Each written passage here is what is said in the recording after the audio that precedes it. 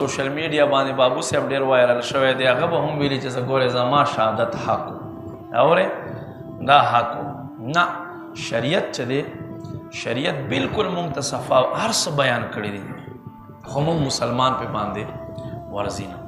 کوشش کوئ علماو سره کښېنئ، علماو نه زده کړه کوئ، مسایل زده کوئ، بیا به انشاءالله اخوا دېخوا مونږ نه ځو. نو ډېر خلک داسې وایي. حضرت عبدالله ابن عباس رضی الله تعالی عنہ څه خلکو کتل چې سپوږمۍ ته ولاړ دي، سپوږمۍ ګوري. نو ویلي دا زمونږ په شان باندې تبصره پکې څوک وایي دا د یوې ورځې سپوږمۍ ده، څوک وایي نه دا د 2 ورځو ده. حضرت عبدالله ابن عباس رضی الله تعالی عنہ هغه منع کړ. وی نبی پاک صلی الله علیه و آله وسلم لدینا منع فرمایلی ده چې تاسو به دا نه وایئ چې دا د دومره ورځو دی.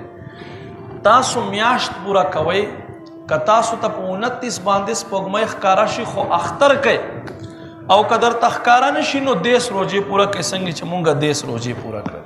خو دا مه وایو چې دا ده دومره ورځو، ولې چې ښکاره کوونکی خو الله دې تا ته څه پته. هغه ذات ته وګوره چې یوې مور خېټه کې څو اولادونه پیدا کوي.